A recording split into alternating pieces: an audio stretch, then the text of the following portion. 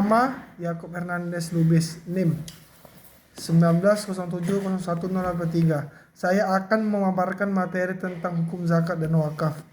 Pengertian: setiap orang muslim mengakui bahwa zakat merupakan salah satu penyangga tegaknya Islam yang wajib ditunaikan.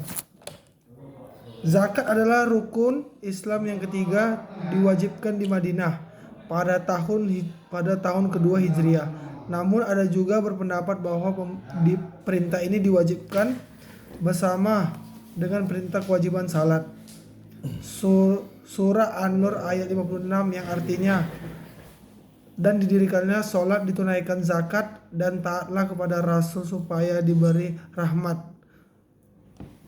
yang artinya didirikanlah sholat, tunaikan zakat, dan apa yang kamu usahakan dari kebaikan bagi dirimu, tentu kamu akan mendapat pahala dari Allah.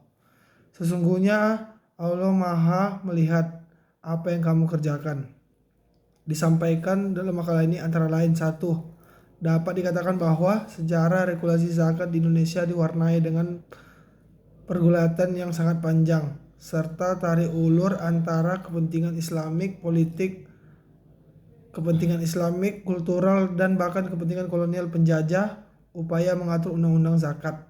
Hal itu dimulai dari zaman kolonial penjajah dengan adanya Bil Jabat nomor 1892 tanggal 14 Agustus tahun 1893 yang berisi tentang kebijakan pemerintah kolonial mengenai zakat. Sebuah aturan yang terkesan berupaya mengatur tentang administrasi zakat. Kemudian dikeluarkan Bilab nomor 6200 yang berisi tentang pelarangan bagi pegawai dan priai pribumi untuk membantu pelaksanaan zakat. Selanjutnya adalah era pasca penjajahan. Dalam hal ini perhatian pemerintah terhadap zakat makin meningkat pada tahun 1968, yaitu dikeluarkan peraturan Menteri Agama nomor 4 dan nomor 5 tahun 1968. Masing-masing tentang pembentukan badan amil zakat dan baitul mal di tingkat pusat, provinsi, dan kabupaten atau kota. Namun demikian, 33 Ahmad Wahyu Herdianto peran negara dalam mengoptimalkan zakat di Indonesia dalam Jurisdiksi Jurnal Hukum dan Syariah volume 1 nomor 2 Desember tahun 2010. Keputusan ini diikuti oleh keputusan Menteri Agama yang baru berisi tentang penundaan pelaksanaan Peraturan Menteri Agama nomor 5/1968 masih pada tahun yang sama. Presiden Soeharto pada malam perintahan Isra Mi'raj di Istana Negara tanggal 2022 Oktober 1968 mengeluarkan anjuran untuk menghimpun zakat secara sistematis dan terorganisasi. Anjuran ini ditindaklanjuti oleh pemerintah daerah khusus Ibu Kota Jakarta Raya, Badan Amil Infak dan Syahada.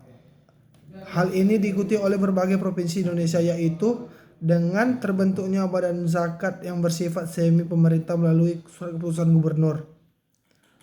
Pada umumnya mengambil basis seperti di Aceh, Sumatera Barat, Lampung, Jawa Barat, Kalimantan Timur, Sulawesi Utara, Sulawesi Selatan, dan Nusa Tenggara Barat.